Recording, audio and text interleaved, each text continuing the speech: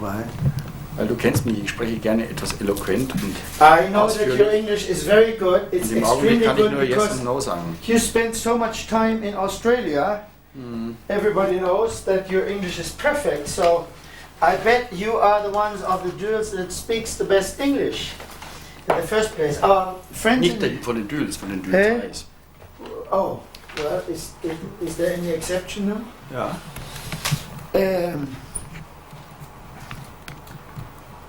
Oh, you look like Robert De Niro. Oh Gott. Oh God, very much like it. Wollen wir das nicht lieber ganz professionell machen, Gerd? It cannot be more professional. Das kannst.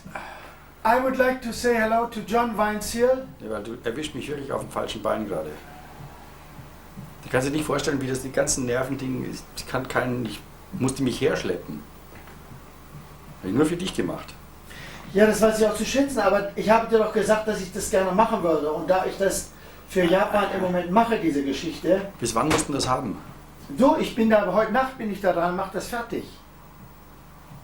Und wann müssen die das haben? Weil da würde ich würde wirklich mich einmal darauf vorbereiten und mit klarem Kopf kommen. Weil ich bin völlig mit Pillen zugestopft, mit Müdpillen. Das ist doch nicht wahr. Ja. Ach, hör mal zu. Was man will, das bringt man auch im Leben. Und da spielen Pillen und sowas überhaupt keine Rolle. Oh ja. Ach, das ist Quatsch, was du jetzt sagst. Das nehme ich dir noch weniger ab als du dir selber. Das ist wirklich so. Prost, John. Das ist wirklich so. Das ist völliger Wahnsinn. Oh, die Katze hinter dir. Oh. Garfield, du sollst da runterkommen. Los. Ja, er spielt. Garfield.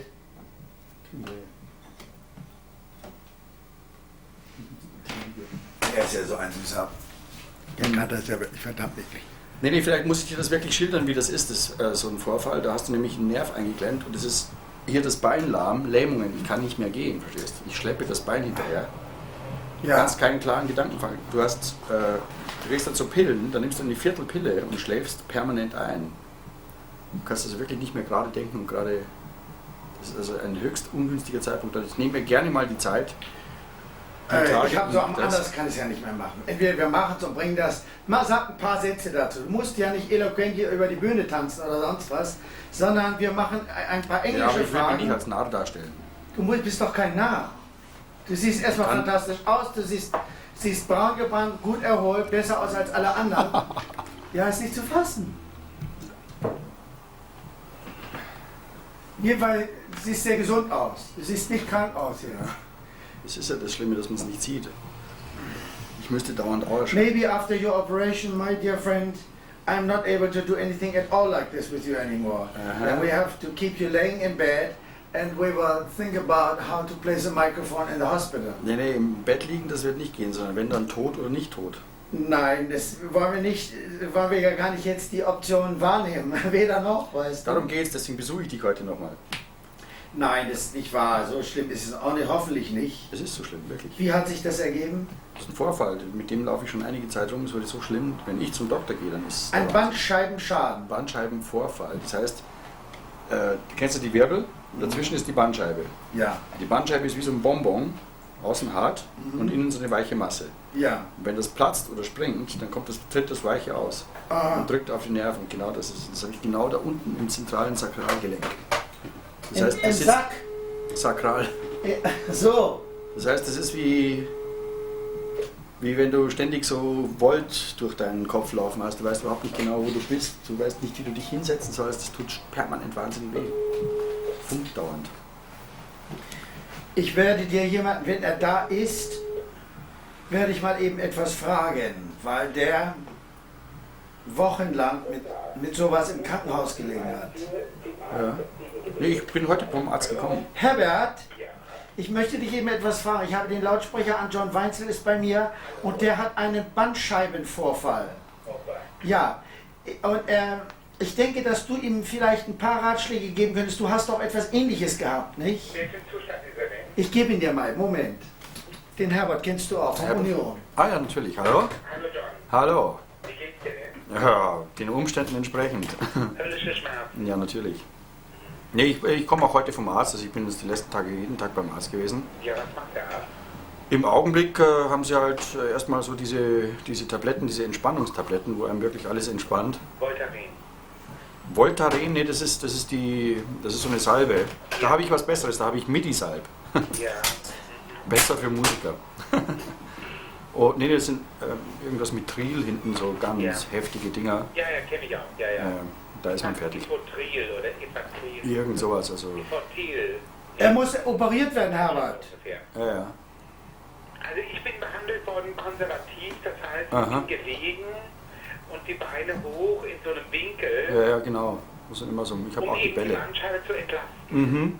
Und ich habe das Glück gehabt, dass sie dann wieder reingerutscht ist. Oh. Na, bei mir hängt sie schon runter, die ist rausgerutscht und hängt schon runter. Das ist natürlich schlecht. Aber Wie bist du denn? ja, ich wohne da bei der Krüppelklinik in der Kurtstraße. Ja. Und ich habe da mehrere. Ich habe einen Dr. Engelbrecht, der ist ganz gut. Und der Neurologe hat auch schon zugeschlagen, weil es so Lähmungen halt gibt im Bein. Hast du schon gehabt? Habe ich Ja, jetzt, und hab ich jetzt dauernd. Also ich habe ja mein ganzes rechtes Bein schon gelähmt. Ja. Also ich konnte gar nicht mehr gehen. Ja, das ist schlimm. Ja. Ich kann es nachvollziehen. Herbert war wirklich lange im Krankenhaus damit. Ja, nee, das ist... Läuft das alles schon? Werde ich hier als Kranker aufgenommen? Was, Herbert?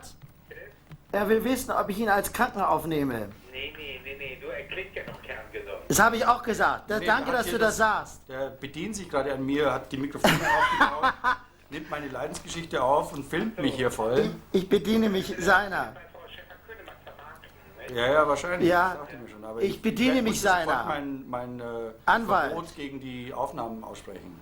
Ja, den Anwalt bitte. Was sollst du machen? Du musst im Grunde genommen Ruhe geben. Also Ja. ich wäre gar nicht mehr fähig gewesen zu gehen. Ja, bin ich auch nicht. Aber ich habe gedacht, ich schleppe mich heute zu meinem alten Freund Gerd Augustin. Und jetzt will er mich doch gleich vermarkten. Ja, bevor er im Bett nur noch gelähmt rumliegt. Herbert. Also John, du musst im Grunde genommen das machen, was dein Arzt dir sagt. Ja, eben, klar. Das ist ja klar. Ja, das tue ich auch. Mehr kann man da eh nicht machen. Nein, wenn der Moment kommt, dass der sagt, hoffentlich nicht operieren, also ich würde es um jeden Preis versuchen zu umgehen. Ja, klar. Ja, wenn das geht, möchte ich auch vermeiden, ja. Nur verstehst du, mit der konservativen Behandlung hast du eben schon mindestens 20 Tage, dass du liegst, 16 Tage, dann erkennen sie erst, dass es zurückrutscht. Ne? Du kommst dann ein bisschen an den Tropf, damit du Ruhe gibst und liegst eben in diesem 90-Grad-Winkel in einem harten Bett. Ja, so liege ich zu Hause jetzt auch. Hast du auch einen Würfel im Bett? So ein Ball. Ja. Hast du auch schon? Ja, klar. Sogar zwei. Ich sitze ja schon seit einigen Wochen auf einem. Wenn ich da am Computer sitze, da ist der Ball natürlich ideal für den Buckel. Ja. Ja, das sind halt die untersten beiden. Ja. Und da ist natürlich schon... Zweiter, dritter, vierter. Ja, der erste und zweite, also die untersten beiden sind es. Ja, ganz unten. Das ist ja das Problem. Das ist ja noch schlimmer. Ja. Ja, es geht halt in die ganze Unterleibslymphe, in alles Mögliche dann. Ja. Ich sehe, ich bin hier voll verkabelt. Herr Augustin hat mich verkabelt. Ja, ich suche jetzt gerade meine Pfeife. Wenn ich die finden könnte, wäre ich schon etwas klüger. Also John, du musst wirklich sehr aufpassen. Ja, ich weiß, ja. Ja, vor allen Dingen, ich laufe da wahrscheinlich, ich bin ja irgendwie jetzt nicht so ein Winsler oder Wehleidiger. Ja, das merkt man Und sofort. ich bin da jetzt schon einige, also Monate wahrscheinlich damit rumgelaufen, bis es halt jetzt so schlimm wurde, Ja. dass ich das machen musste. Naja, auf jeden Fall, herzlichen Dank für die Tipps. Okay, also Herr- die Ohrensteine. Mit Herbert ist ein Leidensgenossen. Experte, Ja. sagt, glaube Ich ich mich mir. über Therapie geben. Alles klar. Ja. Okay, ich reiche mal wieder zurück. Ja. Herbert, danke, dass du ihm da vielleicht so ein paar Sachen zu sagen konntest. Also ich bewundere ihn. Er ist ja der wahnsinnig steife Öhrchen. Du, der hält ja wirklich die Zähne zusammen. Ja, tut er auch. Aber er sieht richtig gut aus dabei. Also er sieht gesunder aus, als er zugibt. Ja. Nicht? Und ich finde das toll, er zieht sich zwar die Schuhe aus, was er noch nie bei mir getan hat. Ich bin gar nicht John Weinzierl, ich bin sein Double. Er sieht aus wie Robert De Niro heute. Ja, der hat auch so was Erotisches in der Stimme. Ne? Er ist er auch. Er ist ausgesprochen erotisch, sieht er aus. Er ist der erotischste von den Musikern dieser Truppe Amondyl 2 genannt. Schau ihn dir mal an. Ja. Die es leider nicht mehr gibt, es gibt ja nur noch Und Amondyl. Herbert, ich bin hier. Tschüss. Jetzt gibt es ja nur noch Amondyl, Amondyl 2 gibt es ja nicht mehr. Ist doch scheißegal. Weißt du, wenn es nicht so funktioniert, dass ihr alle in der Form, wie ihr euch als Amateur seht, wenn ihr nicht so agieren könnt oder wollt miteinander, dann muss jeder sein Ding machen. Weißt du, was ich meine? Finde ich mir auch ist okay, doch scheißegal, ob du eine Amateur, John Duell oder sonst was machst, ist mir wirklich. Ich finde das sogar viel besser, verstehst du? Die ganzen Leute sollten, jeder sollte was machen, dann ist der Markt größer, dann wird man gleich sehen, was gekauft wird und das ist mehr bla bla und mehr piep piep und das ist doch nur gut für alle. Also ich bin froh, je besser die sind, desto lieber ist es mir. Auf der anderen Seite muss ich sagen, dass ich 2 Angebote habe, die also die wenigstens, da geht es wenigstens um Geld, nicht wie das, was die da machen. Ich weiß nicht, von welchen Kohlen du sprichst, aber es ist mit der jetzigen Platte ist ein guter Wurf gelungen. Die Reaktion ist sehr gut draußen. Von wem? Also ich kriege auch die Reaktionen von ja, du brauchst ja nur die Kritiken zu lesen. Du brauchst ja nur Rolling Stone, Audio, Hi-Fi, diese ganzen Hefte hier zu lesen, wo durchweg gute Kritiken sind. Ja, du meinst, was geschrieben steht, ist... Aber was viel wichtiger ist, dass da jetzt auch mal Fernsehleute wieder wach werden. Wir waren in Köln, da waren bei der Pressekonferenz etwa 60 Aber Leute. Das ist doch klar. Das ist eine Legende, die so und so lange nicht angetreten ist, da läuft jetzt erstmal jeder hin, das ist doch völlig klar. Aha. Logo. Ich überlege, ob ich dir das mal die Pressekonferenz vorspiele. Ich habe die ja aufgenommen. Das wäre nett. Ich hab noch nicht mal die Platte persönlich gehört. Nein, ich gebe dir dann gerne auch ein Exemplar mit, wenn du das noch nicht hast. Was? Ja, mache ich gerne, ist doch klar. Du hast noch kein Exemplar von dieser Scheibe? Überhaupt noch ist kein. nicht zu fassen. Nee, das Einzige, was ich wirklich schade finde, ist halt, dass der Kader so unter die Räder rutscht. Was meinst du damit, dass der unter die Räder rutscht? Also er ist halt einfach der Begabteste von allen und ich weiß nicht, ich kann halt mit Maid nicht so viel anfangen. Das scheint so ein persönliches Ding zwischen Lothar und dir zu sein. Ach, weißt du, das kommt von früher, als Olaf immer den Maid eingeschleift hat, wenn wir mit Bassisten zurückkamen von Tourneen. Und da ist eines Tages nämlich, da kam er von der Frankreich-Tournee zurück mit Reinhold Spiegelfeld und hatten den eingeprobt. Und wir sitzen im Studio und da geht schon wieder Olafs Sägerei los und ich rufe den Maid an. Und da bin ich eben dann an der Türe gestanden und habe zum Maid gesagt, nee, dieses Mal nicht, geh nach Hause. Und das hat der persönlich genommen. Und seit der Zeit ist da Knatsch. Also nicht von meiner Seite aus. Ich mag halt diese Chives nicht, dass er immer andere Leute einschleift, immer so hintenrum, immer diese linken Touren, das mag ich halt auch nicht. Aber das ist jetzt eine persönliche Geschichte, also eine persönliche Meinung, das hat mit Arbeit nichts zu tun. Wenn es eine Arbeit gibt, wenn man zusammen arbeitet und sich auf die Arbeit konzentriert, das ist eine ganz andere Geschichte, das mache ich auch mit dem Teufel was. Ne? Ja. Das ist mir doch egal. Und nun, aber 10, das kann man auch so lesen. Ne? Aber ich würde sehr gerne mit Chris Kader alleine eine Platte machen. Ich finde, es gibt halt jetzt viele Musik, die haben wir schon gemacht damals. Ne? Wenn wir so an Massive Attack zum Beispiel denke, dann ist das was mich sehr anspricht als auch Typ. Richtig. Und das wollten sie jetzt auch gerne.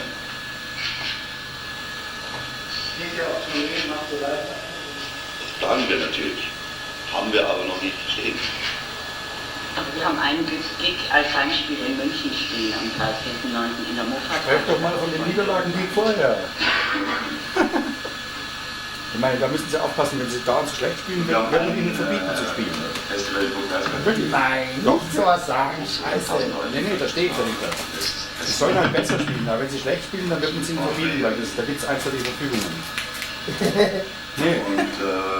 Die sollen sich dann anders nennen oder so, das ist egal, aber nicht die Legende zersägen, da habe ich auch noch was mitzureden.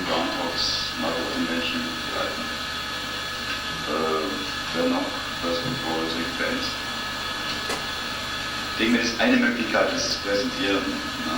Aber man kann natürlich dann auch gleich so ein Libido machen, wo wir dann auch... Kader kann wenigstens reden. Das ist keine so gute Qualität, aber man hört es. Jeder kann reden, Maid kann nicht reden. Und dann die Spielchen, die sie wieder haben, wenn Maid ein Stück spielt, darf der Bassist nicht Bass spielen. Und was ist das für eine Band? Blöde Spiele. Siehst du irgendwo meine Rauchpfeife? Nein. Durch die Desolat, weil ich sie vorhin hatte. Hier ist der Dope runtergefallen. Ich weiß aber nicht, wo das Ding ist. Ja, bitte. Wir spielen auch alle Stücke, die wir da spielen. Hallo, Klo. Also maybe vielleicht zusammengefasst, das letzte Drittel von den Eckdistanzen. I've been really busy the last couple of days, you know.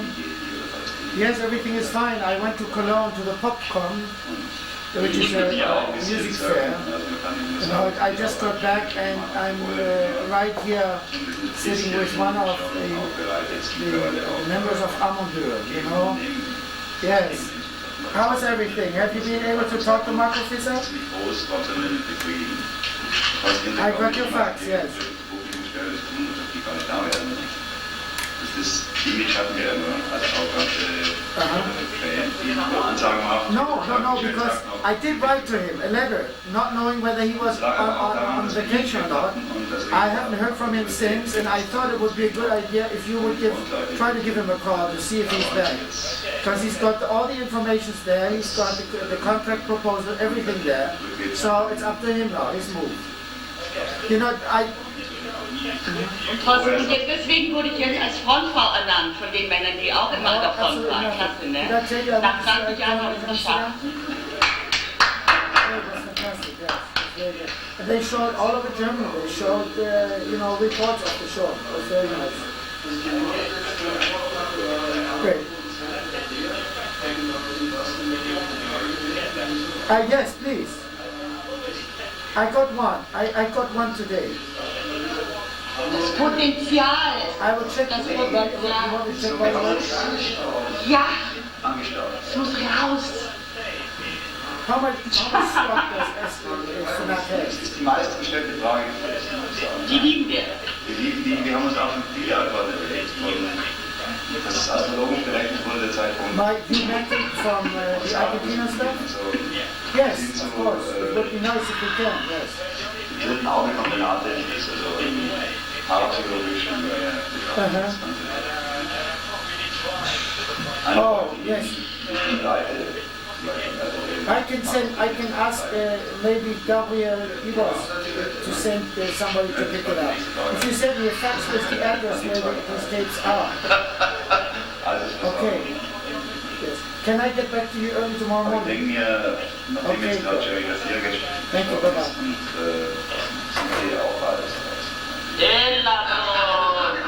Wobei ist ja nicht mehr, ich meine, ne? Also man muss ja schon Vielleicht zum letzten Mal. schauen. Bevor wir dann Oh mein Gott. 37, 30 Genau, das ist doch eine gute Promotion. Kommt zu unseren Konzerten, es könnte jeden Moment einer tot umfallen. Wer weiß, wer da noch ist. Ja, ich auf jeden Fall.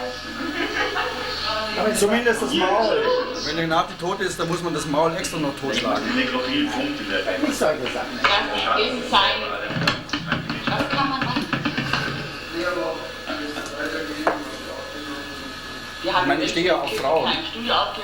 Aber wenn ich Renate höre, dann vergeht's mir. Es ist Überlege ich mir manchmal. schade, dass du so ein bisschen Danke. interessant übrigens. Schau mal hier. Was ist Japan. Aha, hier. Amadou Ken Popozu. Alles ganz groß. Das ist eine Enzyklopädie. Mal, aha, Main Artist. Jetzt siehst du mal was. Ja, fantastisch. Ja, fantastisch. Sag ich dir. Vorn drauf. Es ist, ich sage, Dumo Arigato. Als wir sagten, nur Mut, das hatte nicht genutzt. Nur Mut haben wir immer gesagt. Ja. Ja, wir haben einen kleinen. Nur Mug haben wir gesagt. Ich hasse ihn. Mensch, Ich hasse ihn alle. Ich war doch mal bei der Industrie. Was die mit mir jetzt machen? Kannst du dir das vorstellen? Sowieso. Ich habe doch Kommt denen alles auch zurück. irgendwie ein schönes Schauspiel geliefert da bei der Industrie.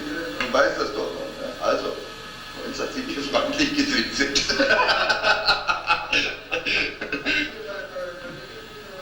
Abgesehen davon, Gerhard, weiß ich ja, wie die ganze Sache ausgeht. Wir haben Wie du weißt, schaue ich immer in die Zukunft. Ja, denke ich mir. Was? Es ist nur die Frage, wie interpretierst du das? Wenn du sagst, du weißt, wie die Zukunft aussieht. Ja, natürlich. Die sieht wie aus? Bist du noch mehr hören oder reicht's? Hm? Reicht's oder möchtest du mehr hören? Ich höre gerne mehr, ja. Ja, gut. echt geraten worden. Weißt du? Renate erzählt Ich habe sie eigenhändig, soll ich die Geschichte irgendwo muss ich doch ich meine... gehe in den Aufnahmeraum, weil ich gerade am Singen war. Ich komme von der Ski zurück in den Aufnahmeraum, denke mir, nein, ich denke gar nichts, sondern es macht piep, piep, piep, piep, steht eine Ratte, so vor mir. Ich dachte, du blöde Ratte, störst meine Kreise. War so ein Sitzkissen. Ich nehme diese Sitzkissen, ich bin sehr schnell in Reflexionen, mach so, lass es auf die Ratte fallen. Reflexen heißt es, nicht Reflexionen. Ich schon im Griff, rate die Treppe hoch und schmeiße Bildung lässt zu wünschen übrig. hinaus. Und dann habe ich weiter mit etwas echter, angebiederten... Ja, das Band angepressen gehabt. Stimmt doch gar nicht, das ist eine Lüge. Genau, der Karl Aber ist meine einfach Geschichte gut. war. Aber es ist wirklich. Also es war richtig, Ja, also das meine ich verstehst auch du, ernst. nicht so einfach. Und dafür bin ich sehr glücklich, was wir auf Band haben. Also wirklich. Nö. Ich dachte, ihr habt es schon alle angehört.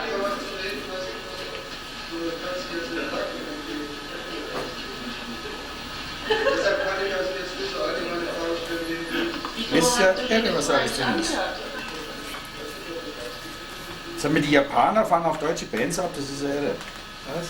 Schau mal, als Promotion-Dings, nicht? Das ist hübsch, das guck mal gleich, wenn du das Ding angesehen hast. Wir hatten schon was gehört. Two People, bravo!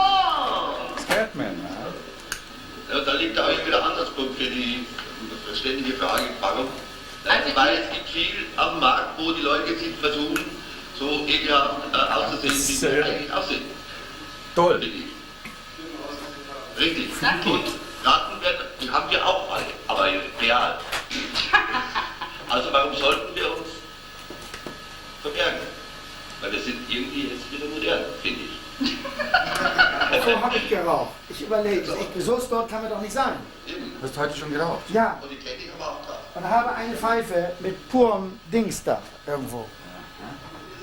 Und sie kann doch nicht verloren gegangen sein. Ja. Nee, der Leo ist nicht dabei, der Schlagzeug ist nicht dabei. 3 und dann haben wir noch Gastmusicians gehabt, die uns aber jetzt auch live begleiten. Was, Leo ist nicht dabei? Jan Kahler, Felix Occhionero und Peter Paul Kuhn. Sag mal, wieso ist Leo nicht dabei? Der war nicht aber bei der doch. Pressekonferenz. Der ist sonst in der Gruppe ja schon. Ja, der Ja, Schlagzeug. oder? Aber live begleiten die uns jetzt so als.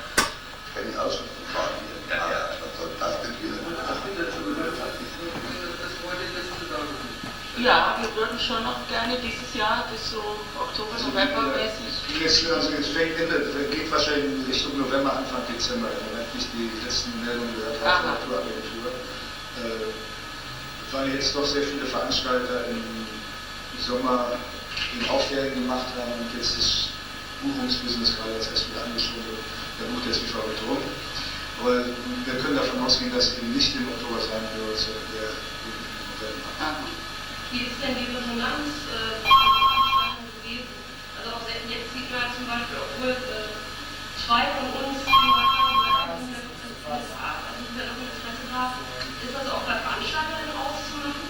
Sagen die alle, nee, wir packen mal ein gutes Programm oder muss man denen das erst nochmal wieder... Das könntest du ja, weil du einfach nicht wirklich was. Ich kann ja schon Schallplatten legen.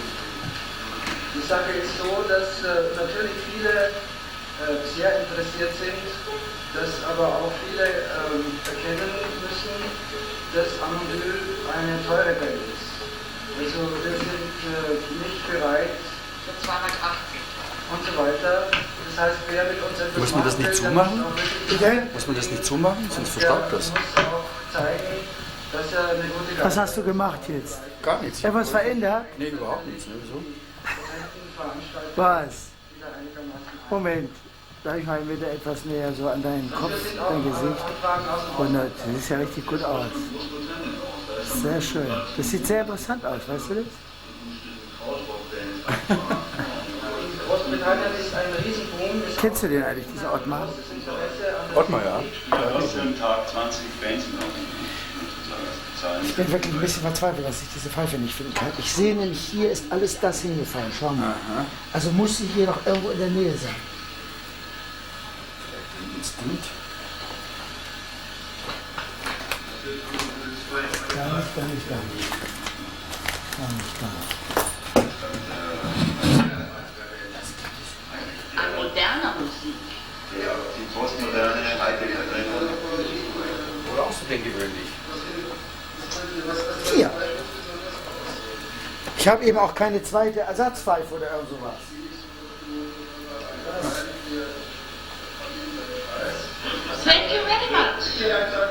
Würdest du nicht auch gerne rauchen? Ja. Ich weiß nicht, wie wir das vielleicht lösen können. Also wenn du machst, das sein Event aus, dann kann ich sagen, 20 andere Bands versuchen so zu machen, wie es wollte. Ich saß in der Audience, gerade immer wenn das Schiff nicht mehr weiter wollte. 10.000, 80.000.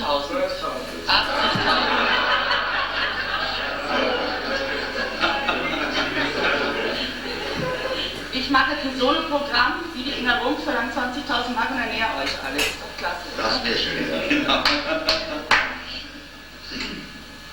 Ja, wir sind halt zu siebt, dann brauchst du noch einen Mischer. Ich kann ja nicht für 2.000 Mark hier auf die Bühne gehen. Das ist doch lächerlich. Ja, das Leben also den wollen wir nicht. Ich würde gerne auch die Show machen. Eine Show. Lila Träume irgendwie auf der Bühne haben. Professionell, meine Herren, sehr professionell. Spielen. Du rollst jetzt hoch. Bitte? Du rollst jetzt hoch. Ja, wie soll ich Hört das ihr machen? an, dann spielt. John, ich kann nur eins sagen. Ja? Du bist nicht in Köln dabei gewesen. Du hörst dir zum Tee, was dir den Eindruck von dem vermittelt. Ja. Ich persönlich hätte es gerne gesehen, wenn du da gewesen wärst. Ich persönlich habe mich auch immer dafür eingesetzt, dass du wenigstens aufgefordert werden solltest, in dieser Formation mitzuspielen und auch zu agieren. Aber aus irgendeinem Grund scheint ihr alle nicht. Ich weiß nicht, das ist, wenn der Zauber nicht da ist, deswegen, so ich habe es mir auch überlegt, Bühl hin, Bühl her. Und ich muss sagen, so, es gab einen Punkt, da war das einfach klar, dass das jetzt gestorben ist. Es war sogar so, ich habe seit, an dem John Bühl habe ich, naja, ein Jahr oder so, habe ich da rumgemacht und habe das eigentlich wieder zu den Akten gelegt. Ich habe mir gedacht, was soll der, ja natürlich, ich habe mir gedacht, was soll der Quatsch. Und dann, als aber diese Aktivitäten jetzt kamen, habe ich mir gedacht, na, da muss zumindest eine Platte draufsetzen, damit die Leute merken, wie Dül-Musik geht, ne? damit was drin ist. Die können doch kein einziges altes Stück mehr spielen. Und ich erzähle dir was, ich erzähle jetzt was, sind die alle aus den Maschinen?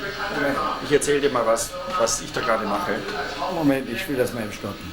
Das geht ja alles nicht. Ach John, wenn es wirklich um Geld ginge. Ja, es geht um Geld. Bei Dül nur noch um Geld. Glaubst du das? Ja, warum meinst du, dass die das machen?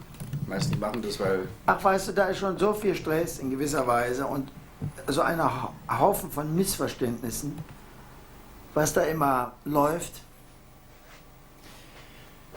Ach, nimm mal eben, ich muss mal eben eine Birne.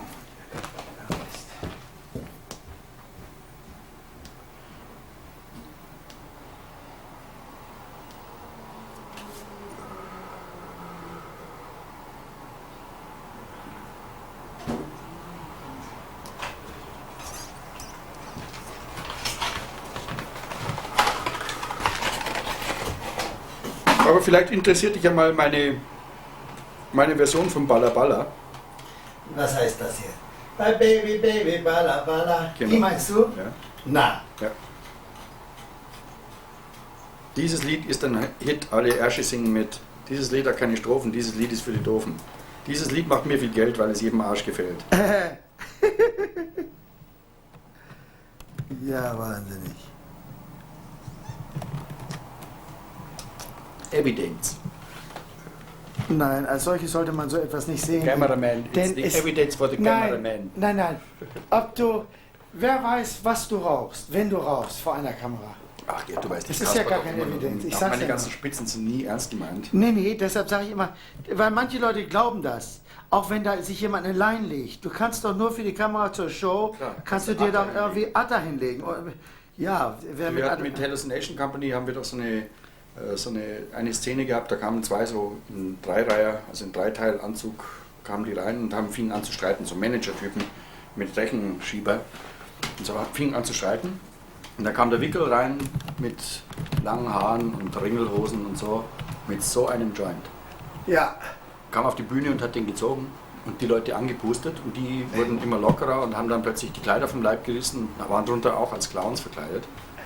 Und dann ging es irgendwie, was war das gleich, irgendein Bob Marley-Lied oder dann Drugs and Sex oder war das Sex, Drugs, Rock'n'Roll oder irgendein Reggae-Lied oder sowas, sind die dann alle reingetunt. Das war so ein Ding. Und da hatten wir natürlich einen echten Joint.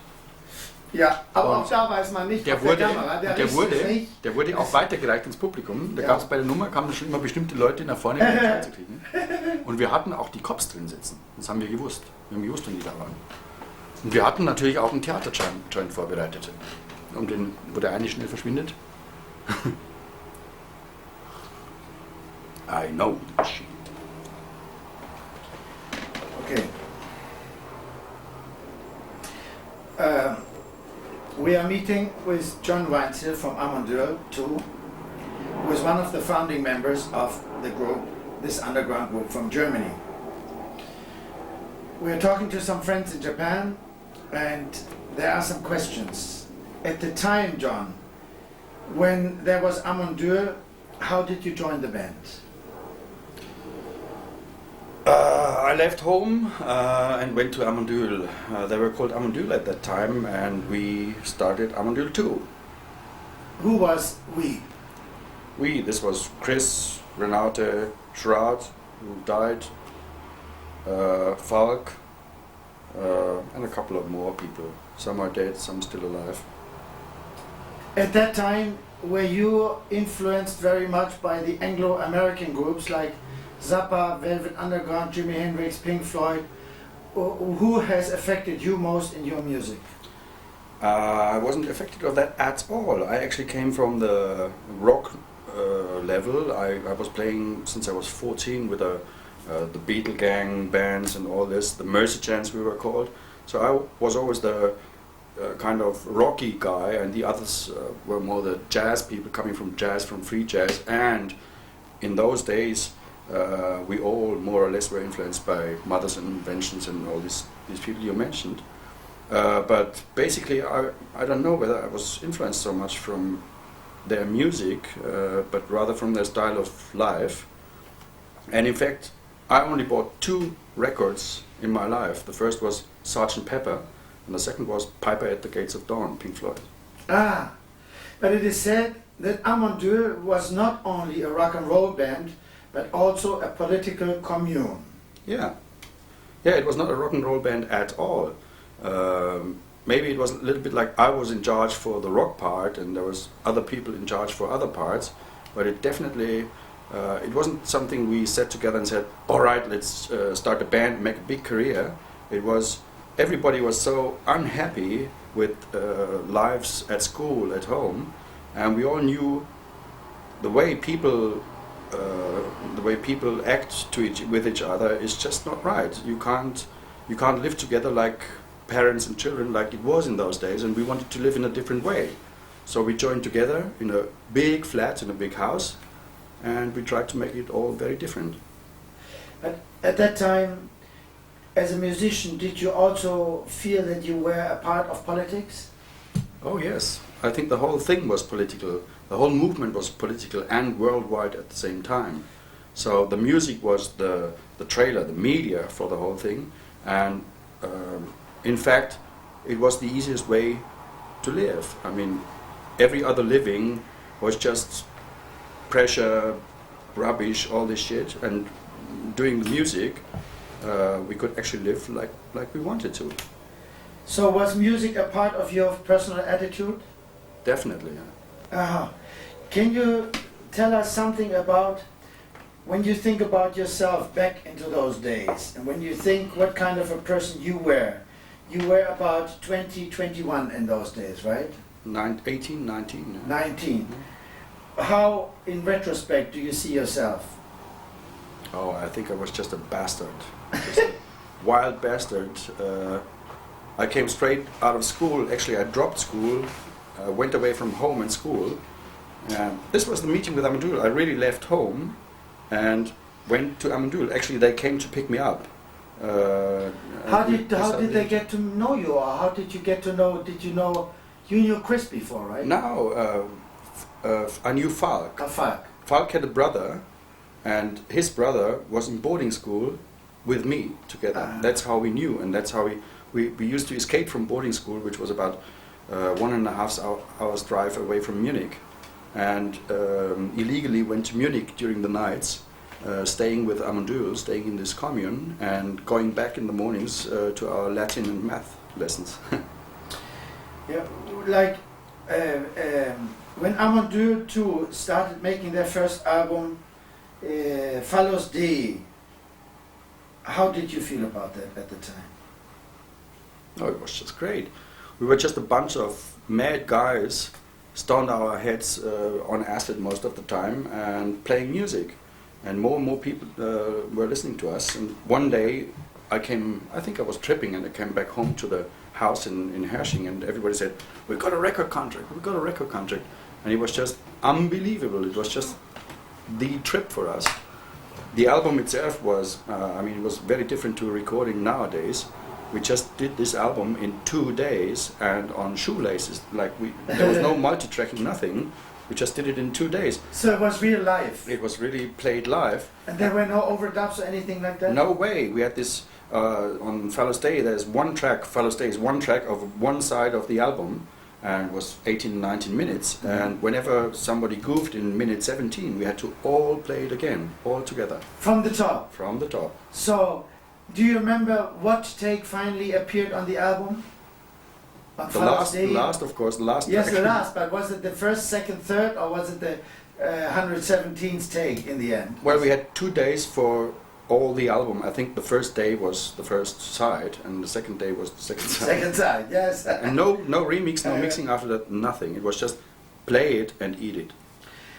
If you are to put the differences between the three albums, Follows D, Yeti and Tanz der Lemminge, if you were to comment on this shortly, how do you see the difference between Follows D, Yeti and Dance of the Lemmings? 3 good albums. Well, Follows D was the first one. I think it's the most mystic one. It just happened. And it was also like a receipt for what we had done before. It was just getting into recording business and doing it for the first time. And it also influenced the music. I think it was the very mystic album. I like to listen to it still today. Yeti, we got into multi-tracking. That was one possibility that appeared in those days. I remember with Yeti, it was supposed to be a normal album, and we were so quick doing the first album. It's a double album, so we decided, all right, let's make a double. I remember with Yeti, there was when we almost finished the 2 albums. You mean you had too much material for just one single album to follow Follows D you put out, but wasn't it? No, we used lots of improvisations, and they were so good. So we still had material, so we said, all right, let's make a double album. In fact, then we at the end we had, I think, 3 minutes missing, and they said, anybody a tune? And I said, yes, Archangel Thunderbird, and we did that. Very brief, as you can hear when you listen to it carefully. But it was very quick. It was very good time, very creative time, and the energy actually came from living together. Music still was our railroad. It wasn't the main thing. It wasn't that we were just recording artists. It was still about living living better than trying to find a better living, not in terms of money, but in terms of love and people together. And it seemed to work in those days. Do you remember, besides the track Follows D that you mentioned before as a sort of improvisation of 18 minutes, do you remember on Yeti and Dance of the Lemmings individually any particular track that you like in particular that is your favorite track on the album? I don't know what it's called, but there. By the way, Follows Day wasn't an improvisation. It was a tune that had very severely composed parts, but they were open. We never knew how long a part would be. So this Follows Day was 4 parts or something, and we knew. We started somehow and then improvised. It had like islands, like a little signpost saying next part or whatever. With Yeti, it was a mixture between very written stuff, like it was really minute by minute, note by note, and there was other stuff, and it was purely improvisation. And I believe on Yeti are some of the very, very best, finest improvisations we ever did. Oh, the dog is doing the camera. Yes, komm mal, Anko, bitte, mein Süßer, muss mal, bitte, komm mal, Schätzchen, bitte, geh mal. Anko, bitte. Schau doch mal hier. Don't wanna fade away? Nein, Moment, ach so.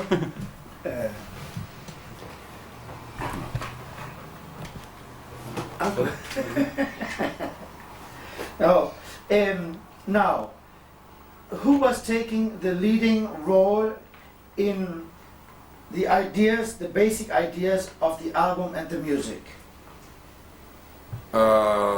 Which one? Do you remember any episodes in the process of making the albums? Well, basically, Father's Day was something which was a result from out of improvisations that we did on live gigs, and the other side was tunes that were written in those days, basically by Chris, and when I remember, Canaan was Chris, and the others, Lucifer's Chilom, or the other tunes was it was mostly Chris Carra and me, and this resulted because all the people usually went out to Munich. We had this house in Hersching, and I stayed at home because I liked playing. They would never play. So I was you concentrated on composing in the house? Not really. I was playing all day, and when they came back in the evening, said, "Hey, I got a new riff, and hey, listen to this, and let's try this." It wasn't that there was one guy really leading this. It was the beginning of, I think, for a period of the next 7 or 8 albums, that it was really Chris and me doing the special work. Like, he wrote a song, played the rhythm guitar, I played the lead guitar. I wrote a song playing the rhythm guitar, and he playing the lead guitar. Yeah, I enjoyed this time. So the idea of Soap Shop Rock. Soap Shop Rock. How did that come about? Funny story. That was one of the songs that I wrote.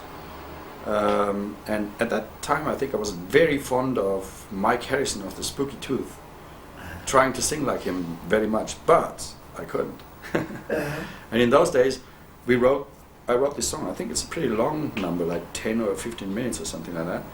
And the last thing to be done was put the vocals on. And I remember being in Bavaria Studios, a huge gym hall of a studio with this huge window and all these 20 people behind the desk, behind the glass, watching me, and I'm by myself with a gigantic phallus of a microphone, and I have to sing in there, thinking of Mike Harrison, and this is my thing, and now I'm going to sing like Mike Harrison. And this bloody bastard of a studio engineer just put away all the playback inside in the control room, and all they could hear was my voice trying to be Mike Harrison without a rehearsal. So I was singing my guts out and trying to be real good, and I just see that one by one head after the next head, all the 20 people visible through this glass window disappeared down the desk. In the end, there was only the engineer left, and even he vanished. I thought, why is he going? He's got to do the job. So I went in there. They're all on the floor like worms, giggling and laughing, because they only could hear my voice, and it must have been... I was very appalled, actually. Embarrassed. Appalled. Not embarrassed. I was too unsensitive to be embarrassed. The guy here says, personally, I'm very much into the deep, imaginative sound character that Amadou II had in the period of Yeti and Tanz der Lemminge. I'm also supposing that from the now legendary artwork by Falk Rogner, it seems that you were making some sort of total art group, commune, band, whatever, which links sound and visuals. That's right. Who was coming up with these ideas? Well, basically everybody had to do with it, and it was some creative all together. But I remember, as I mentioned, I was coming from the rock side, so I used to come up and write a tune and play it to everyone and say, look, I got this tune. Everyone, oh no, this is much too normal, and it went through this Amundul machine, cutting it to little pieces and putting it back together. And in those days, that was perfectly all right. We were not...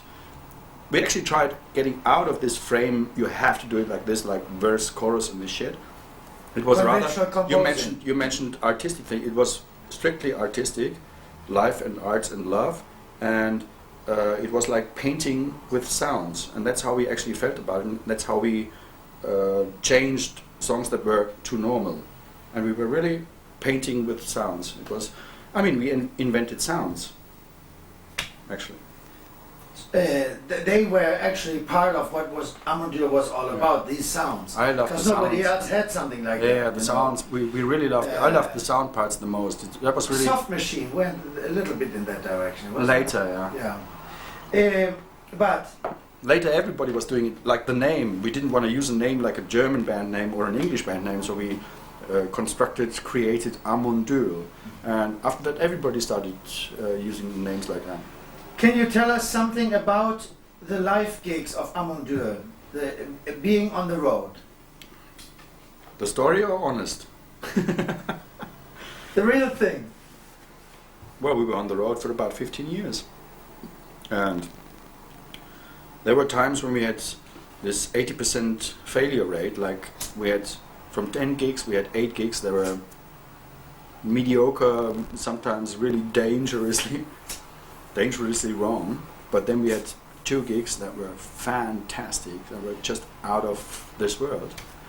And well, the more we toured, the better this went, and I think in the end we had a different rate, 8 gigs very good and 2 bad ones. That's a great improvement. Yeah. But then when you're on stage, it's always very strange. Sometimes you're on stage and you think, I've played the best of my life today, and the audience yawn, goes back home, and nothing happens, and you don't know why. Sometimes you go off stage and you think, oh God, where's the hole I want to hide? This was really bad, and they go frantic, they go mad. Did you prefer to play on stage, or did you personally prefer to play in the studio? It's 2 different things. Playing on stage was like experimenting much more. It was like creating stuff. It was like getting the whole machine further, like the development, the evolution. The studio was more a manifestation of what was happening half year or a year before. So studio was always, making a record was always like building up what we had and putting it on a record and then forget about it and get into new stuff. And this, I think, nowadays this is even more extreme. If I play live today, this would be completely different than making an album, because you've got different toys in a studio and different possibilities on a stage. Basically, I think today, well, it's different from then, but today I think it's absolutely obnoxious to have 5 people in a row standing there and playing songs. There should be a total machine, a total happening on stage. We'll wait, it'll come. Tell me something about the change from Dance of the Lemmings to Carnival in Babylon. Why did the band become a more rock-oriented, structured band? It features Renate Knaup as a lead vocalist. That is obvious, but I have the impression that the band tried to be too normal as a rock and roll band rather than being this band of total art performance. Yeah. How do you feel about this? This was just one of the changing points. The tables are turned. It all started just a bunch of people loving each other and making music. It was like there were these slogans: everybody's a musician. Everybody, even if you never touched a guitar or a drum, could come and play with us, which made a completely different sound, different vibe, different songs, different music. Through playing live and being confronted with an audience and with a mass of an audience more than rather just very few, tiny clubs like 1,000 people, you have a mass of audience all of a sudden, transforms the band in a way. And also it comes through the production. You have the band becomes bigger, there are other people, other producers, other opinions coming in, and it just changes. It's not, we had, everybody was singing in the beginning, and in those days it was getting more special. Renate is the singer, she is doing the singing, and it was just changing. It was a changing point. On Carnival in Babylon, there's a song called Hognose Harlequin. It has this total new feeling for a total new band. Who gave the basic idea to create this feeling? Well, basically, I don't think it's a new feeling. I think this was the beginning of of something which I personally didn't appreciate very much. There came something very stubborn and stiff into the band, especially the vocals of Hognose Harlequin. I think it's dreadful. It was awful. There was something starting which... Who's the singer on that? I can't remember. Who was the guy? I can't remember his name. know. Some guy. I think he's still around. Did Lothar Meitz joining the band affect the band in any way, or did he take the band to a more accessible direction? No, I don't think so. I think Lothar Meitz, he was a very experienced studio musician.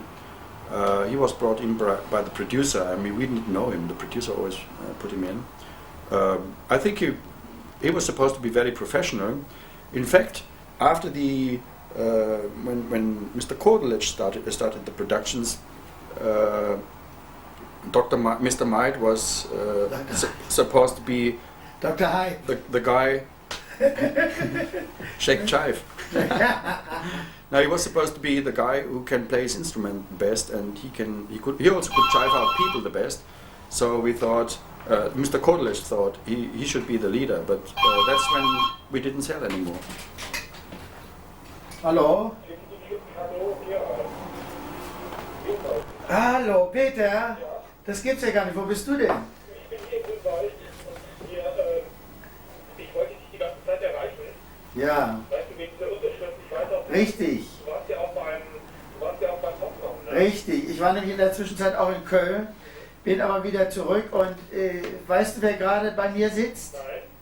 In netter Runde, kannst du dir das denken? Ja, John oder was? Ja, Moment mal. Ja. Hi Leo, noch lebendig. Hallo. Alive and kicking. Ja. Spielst du da mit bei der Neuhaufen? Ja. bis dato schon auch, ja. Ah, ausgezeichnet. Ja. Das ist ja irre. Ja. Ständiges Üben wahrscheinlich, oder? Ja, es läuft jetzt an, ja. Gut. Macht uns keine Schande. Nee, ich versuche es nicht, also... Peter, Ja. sag mal, wann kommst du? Kannst du denn nicht hierher kommen? Wenn du jetzt in Grünwald bist?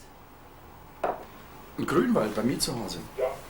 John wohnt ja auch in Grünwald. Ich bringe euch nachher dann nach Ja, aber ich Hause. muss um 8 zum... Bitte? Ach, er muss zur Rehabilitation. Ja, was? Ja, ich meine, wir wollten eigentlich, Ingas Tante ist gestorben. Ach du lieber Gott. Jetzt haben wir hier irgendwie riesige Besprechungen und so weiter. Wir wollten aber auch... Hatte sie denn Geld? Bitte? Hatte die Tante Geld? Die Tante hatte nicht Geld, aber ihr Mann, der noch lebt, der hat das Geld. Ach so, ach du lieber Gott, den gleich mit umbringen. Nein, ich mache einen etwas ungewöhnlichen Scherz im falschen Moment. Nichtsdestotrotz, du weißt, Freunde sind besser als Verwandte, sage ich immer. Wann darf ich denn mit deinem Besuch mal rechnen? Ja, jetzt frage ich gerade, weil wir können ja das Essen auch da zum Gift verlegen, oder? Wir können ja reinkommen und dann Zum Kanzleirat? Ja. Das heißt, ja, wunderbar, mach das doch. Das heißt, wir Familie dann, nicht? Ja, mach das doch. Ja. Wunderbar. Bitte? Ja, das ist wichtig. Ja, und dann, wann Ich bin ja hier, ich laufe auch nicht davon. Das wäre nett, wenn, guck mal, jetzt ist es wie spät? 7:30. Ich nehme an, dass ihr um 8:30, John, ich bringe dich erstmal nach Hause oder wo du hin musst. Ich kann auch ein Taxi nehmen. Nein, ich möchte John gerne dahin bringen, wo er hin muss. Das heißt, ich wäre dann ab 8:30, 8:45 oder sagen wir 9 Uhr wieder hier. Nicht? Wenn euch das recht ist. Ja. Okay. Ja, aber den Mann kannst du mehr arbeiten, oder? Nein, leider nicht, weil er da irgendwas machen muss. Ach so. Ich gebe dir nochmal, Moment. Ja, Aha. Und Trauerfall. ja, Trauerfall. Schlimm. Ich wohne jetzt auch fast in Grünwald. Ich Grün- weiß in Harlach, ich habe auch deine Nummer. Kurzstraße, ja. Ich wollte dich auch mal irgendwie die ganze Zeit anrufen, aber Aha. du weißt ja, diese ganzen Bewegungen irgendwie sind so diffus, dass es also, aber wir sollten uns schon No Sweat, ja. Ja, weil ich habe da schon noch auch Pläne, also was. Ich habe jetzt ein gutes Haus, da kann man auch viel machen. Aha. Steht da Studio drin, Aha. 8 Spur da, alles da. Ja. Ich meine, ich habe immer noch meinen Kaffee drauf, weil ich wohne in Köln irgendwie vor dem Berg. Ah, immer noch. Ja. Da gibt es aber ein gutes Wellenbad. Mein Pool ist leider noch nicht eingelassen. Ja. Ich muss mich halt immer gegen diese Anfeindungen von Frau Knauf, die nachts anruft und mich auf der Band schmeißen will. Echt? Ja, klar. Wieso das denn? Kann sie natürlich nicht, aber Nee. ich meine, ich erzähle es mal bei Gelegenheit, warum es ist. Ja, nee, die macht das, glaube ich, nur als Verlängerung von irgendwas oder jemand. Ja, klar. So kann sie nichts dafür, das ist nur ihre Historie. Wann hat sie ihn zuletzt angerufen? Würde mich mal interessieren, Ja, ich ob meine, das nach Köln war. wenn du nicht mehr da bist, dann lass uns mal in absehbarer Zeit treffen. Ja, ich bin da immer erreichbar. Gib ihm doch gleich deine Nummer. Alles klar. Peter! Aha. Alles klar, bestens. Okay. Okay. Also, ja. Bis dann, ciao. Habt ihr denn euch... ist Hallo, nämlich- Peter? Hast du denn seine Telefonnummer umgekehrt? Habt ihr alles? Ja gut, dann ist Außerdem ja stehe ich im Buch. Also ich bin so, wie gesagt, um 9 Uhr dann wieder da. Dann wäre es nett, wenn wir uns treffen können. Ja, okay. Okay, bis dann. Also, ciao. Servus. Außerdem stehe ich im Buch. Nett, Peters Stimme zu hören. Ich muss sagen, er ist, durch die ganzen Promotions, was man immer so hört, Peter als Arschloch, das stimmt gar nicht. Er ist auf jeden Fall ein Typ und zwar Klingt auch gut. ein richtiger Typ. Ja, klingt sehr gut. Also pass auf. Wolf City. The presence of Chris Carr is felt stronger in the band. Was there any reason for that? Well, I can't follow this really. I think the presence of Chris Carter was always very strong, was always very present and always very unique and upfront. He was playing so many instruments and he was composing half the material at least, or a third or something like that. He was one of the main composers. I don't think it went stronger in Wolf City. Quite the contrary. Wasn't Wolf City the first Cordelage production? No, that No? was Olaf Kübler. Olaf Kübler. I remember Bullshitty. Wolf City. Lothar used to sing Bullshitty all the time. Well, I don't know. This actually was a time when I had a personal problem. Like I didn't know what was going on. You know, the whole thing was really turning. It was taken out of our hands, and everybody. By whom? By everybody. We didn't. By producers. By everybody told us what to do and not to do, and it was. And there were sections and parts and bits and pieces in the band, which was the commune, and all of a sudden there were fractions fighting each other and saying, no, we want it straight, and the other said, no, we want the dream, and all this. It was the beginning. It was a time of non-orientation or new orientation, and in fact, not very far away from there, we had the change of producer. Mm-hmm. That comes in a minute, but in 1973, the band had stepped into a more commercial approach with an album called Vive la Trance. But at the same time, Utopia was released, which also featured Amon Dürk's musicians. What was the reason for this split in musical direction? Es geht ans Eingemachte. Well, who asked this question actually? Die heißen, ich finde, die haben sich gute Gedanken gemacht. Ja. Weißt du, wenn man das Japaner, wenn die so etwas sich ausdenken, da muss einer schon sehr tief da drin stehen. Ja, das stimmt. Ja, ist doch klar. Ja. Deshalb setze ich mich auch dafür ein, weil ich das gut finde. Das sind ganz ernsthafte Leute. Well, actually, these were the first steps when it was supposed to go for the big market and do the big thing, because everybody knew us. We were selling from America to Japan, and everybody wanted the big thing. So everybody thought it must have consequences in the music, and there were people that tried to pressure Amon Dürk to play music, which is a total disaster. I mean, we were painting music, and that's what was the best. And you can't I mean, it was get a not a carpenter. conventional way of compositions, but it was really a painting, a sound painting. Yeah, but even when you composed, you were composing a painting, a sound painting, and not A, B, C, B, C, A, some number, some structured number. I mean, there were structures in it, but completely different structures. Structures that came more out of our personal experience from making love, from taking acid, all these things, you know, from trying to get away from the normal or from where we knew this wouldn't work. And these were the days when it actually, I think that's when it started that, I don't know who, somebody tried to buy the band. And not just the band, it's like all the 60s movement was in the end bought by somebody. Who was this? Who? Well, all the good American freaks are in Hollywood nowadays. We haven't got Hollywood in Germany, so all the freaks were dried out or died out. I think the big system, the big businessman, the commercial thing, whenever there's something threatening it, it can threaten it for a while, but then the system will learn how to use these people and buy them, and it'll die. Which I think is good in the end, because this makes things revolve and remain creative. Everything that is good and remains as it is will die. Nothing can live unless it moves and changes. John, the first time when you went to the United Kingdom, when you were touring as Amandur, you had no single hit in the United Kingdom, but there was a great following already. Yeah. How do you explain that? I don't know. I think it was just a worldwide. It was a time movement. when everybody was calling for krautrock, as they called it. Yeah, we never considered ourselves being krautrock. I mean, this was a label. We actually came before that, before krautrock, but I think krautrock was some English invention. Yeah, some English little trap. Well, we were the first German band going across the border, going out of Germany, going to England, selling in America and all that. I don't know. It was just happening. This was the 70s, wasn't it? Yes, Right, about 70s, 72, 73. Yeah. It was just, I don't know, it was happening. They knew about it. They knew about the same bands that we liked. It was a worldwide scene happening, and we were somehow in it. And so there was this following in England without having a hit. Because in those days there were only two groups from Germany, Amandur and Ken. You were touring with Ken through Germany in the early 70s, but with in you. England, huh? With you. Yeah, in England, you were acting like competitors. Ken and Amandur? Yes.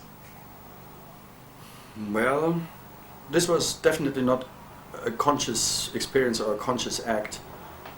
Maybe it was made like that by media, or I don't know. We actually did a lot together, and we were rather doing things together as being competitors. So there was no competition. I can't see that now. And then there was, when you changed producers, you made an album called Made in Germany. Yeah. Can you tell us something about this album? Hallo? Ah, Michael, das gibt's ja überhaupt nicht. Habe ich nicht gehört, dass du habe ich auf dein Band gesprochen? Ja, bei mir sitzt nämlich gerade, also John Weinzierl, ich mache ja so eine Rundreise für die Japaner durch die Amandur-Gespräche, weißt du. Ist wunderschön, und du hast ja John bisher auch noch nicht kennengelernt, nicht? Nee, das habe ich nicht. Ja, John, am Telefon ist Michael Fuchs-Gamburg, ein Journalist, der ein Freund geworden ist in diesen Tagen. Darf ich euch mal ganz kurz nur mal so kurz schließen? Ja. Ah, das finde ich ja richtig nett. Moment. Er hat die anderen nämlich alle schon irgendwie... Hallo? Grüß dich. Geht so. Das ist gut, aber das geht so. Das ist keine befriedigende Antwort. Nein, ich leide gerade an einem Bandscheibenvorfall und deswegen... Oh, okay, dann geht das nicht so ganz gut. Ja, es geht eben so. Ja, ich weiß nicht genau, wann wir uns treffen sollten, aber wir sollten es bald tun. Überhaupt kein Problem. Hast du denn meine Nummer? Nee. Ich habe so ein Haus in Harlequin. Aha. Da kann man sich auch beim schönen Wetter in den Garten setzen und etwas grillen. Das klingt gut. Ja. Ja. Hast du was zu schreiben? Moment. Ich hab mir Sag mal, du wohnst in der Nähe von Florian, dann kann er sich das ungefähr vorstellen. Ah. Der war schon mal hier. Das ist Stift, okay. 692 Also 6, 9, 2 94 Ja, 83 ja. und Fax ist statt 830, warte mal, 85 ist das, nicht 83. Also 692 94, 692 9483 und nee 85, also 692 94 85. Also 692 9485. Genau, Telefon. genau, und Fax ist statt 8503. 03. Genau. Ist ja schön durcheinander, nicht? Ja. Ach, schreiben wir auch statt der 81503. Wir fotografieren mich gerade. Wir machen gerade ein Gespräch. Irgend so was Ja. Japanisches für Ich kann Japan. Ihnen das mal sagen. Warte, ich reiche dich mal rüber, der Gerd weiß es besser.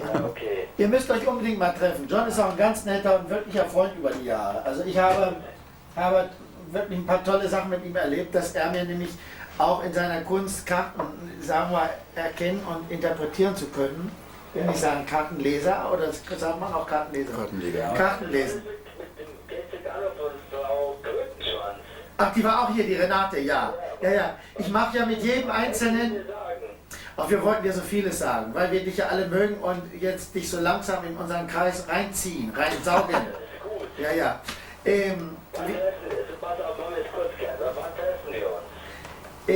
Ich habe leider vor Freitag keine Zeit. Wie immer das sonst dein Plan aussieht, ja, nächste Woche gerne. Ruft John mal an, wie seine Zeit ist, weil er nicht weiß, was er mit diesem Vorfall machen soll. Und das entscheidet sich in den nächsten Tagen, ob er möglicherweise operiert wird oder nicht. Und nun ist er freundlicherweise hierher gekommen und wir machen diese Sachen für Japan, wo ich allen Dudes die gleichen Fragen stelle. Außer Luther Meiting werde ich wahrscheinlich nicht erreichen können, weil der in Hamburg sitzt. Ja, das wäre nett, Michael. Wie geht's dir so nach Köln? Ja. War auch sehr anstrengend, nicht? Ja, ja. Aber ich fand es auch toll. Wir haben dich gestern angerufen, weil die Renate eben auch einfach sehr, sehr gut drauf war. Nicht? Ach du lieber Gott, ruf doch dann einfach zwischendurch mal an, wenn du irgendwie in Town bist. Ja, richtig. Bis bald, nicht? Okay. Ja, wir machen hier jetzt weiter. Okay. Tschüss. Der Hund nimmt Wobenzym, oder? Was? Nimmt der Hund Wobenzym? Ich weiß nicht, er hat einen fahren lassen, oder was? Ja, der riecht nach Wobenzym. Der hat Cäsar oder Chappi oder irgend sowas. Das ist ein guter, mit dem solltest du dich mal treffen. Ganz ernsthafter, ein junger, 32-jähriger Journalist, der für die Zeit die Woche schreibt, für Rolling Stone, für viele Sachen. Also ganz interessanter, ja. Deshalb, mit dem musst du dich kurz schließen, wenn er kommt. Kennst du den Michael Grill? Will, bitte? Kennst du den Michael Grill? Ja, der ist auch im Moment am Ball, macht eine Rolling Stones Geschichte. Ja, der hat mich auch angerufen. Ja, siehst du. Das finde ich auch gut so. Ich finde das gut, wenn die alle jetzt Interesse zeigen. Du solltest versuchen, vor allem positiverweise nach außen, verstehst du, nach außen hin darf man diese ganzen Fight-Dinger fighten kann man innen. Das darf man nach außen, muss man immer großartig und so, weil da kriegen wir mehr Toleranz, raus. Liberalität. Klar. Wie die Amerikaner immer sagen, wie ist der Kollege, der Beste, mit dem ich je gearbeitet habe. Richtig, so geht das doch. Ja, das ist tatsächlich so. Ja, nicht Jive, kein Wehtun. Nein, das kann jeder selber rausfinden. Richtig. Nein, aber ich finde, wir müssen das positiv angehen, das Ding. Ich habe doch jetzt nichts davon, wenn ich mit euch zusammensitze und da kommt Scheiße rüber. Ja. Da muss was Gutes rüberkommen. Ja, und das muss die Leute antören. Und wenn wir sehen, dass da Interesse ist, dass die da was machen wollen, dieses Ding würde ich gerne weiterreichen an Fernsehsender oder sonst wo, wenn es gut wird. Wenn ich es fertig habe, gebe ich dir ein Tape davon. Ja. Und dann, wenn du siehst, dass es irgendwas kritisch ist, lass uns drüber reden. Aber nicht auf den Putz hauen oder so, sondern wir reden drüber. Ich möchte das für Japan heute Nacht fertig machen. Deshalb ist gut, wenn Leopold noch kommt. Vielleicht kann ich den in dieser auch noch reinbauen. Ja, weil ich ihn nur. Leo hat immer gute Sprüche. Ich habe mit Leo nur indirekt, nämlich mit Chris und diesem Michael Fuchs-Gambe. Und die Jungs sind alle ganz heiß drauf, jetzt so von damals was zu erfahren. Ja. Aber lass uns das schnell fertig machen. Ja, okay. Also, Made in Germany. What can you say about this album? Lothar Made in Germany? Nein, die Double Album. Ihr habt das war mit Cordulish die erste Platte. Yeah. Well, this was a very depressive time. Actually, Olaf stopped the deal. Everybody knows why. And Cordulish. You mean your recording deal with United Artists? Yeah. And Cordulish. Jürgen Cordulish, we haven't really mentioned him before. Yeah, he was the second producer, and he was actually a disco producer in those days, at that time. And well, that was the thing. He really wanted the band to play music, probably disco music, which didn't work at all. And also the creative facilities of Chris Carra or the rest of the band weren't used, because Lothar Meidt could play the bass better than anybody else. So he was semi-captain by the producer. Named by the producer, and this was, well, it was just the organic, this Amandul thing, this boiling pot, was all of a sudden just something else. It was falling apart. Because after that you had an album called Hijack, but it was like, it was a complete different music for a complete different band, but it had the same name. Yeah. Yeah, it just changed. That's how it happened.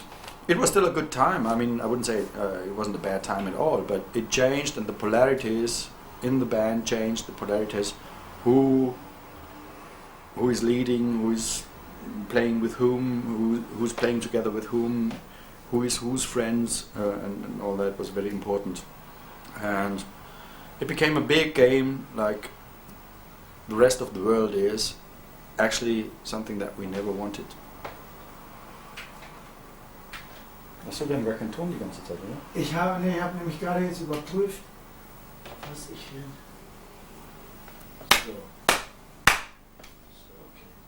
Laber, bla, Fasel, 1, 2, 5. Ja, bla, bla, bla, bla.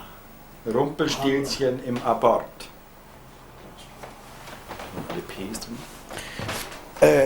Gut, so, wunderbar.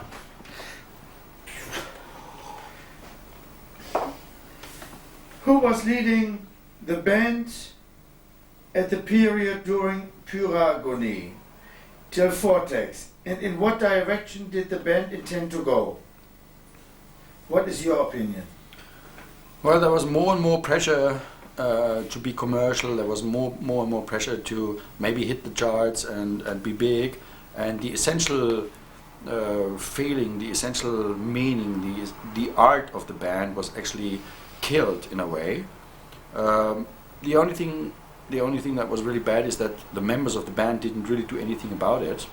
But as we can see today, it didn't kill the band. It was just a very hard period. It was a period everybody had to, we were living together all the time. And when you live together, you're not living by yourself. You're not checking everything yourself. You're not, I gotta get up in the morning, I need bread rolls, so I have to go and buy them. I need money to buy.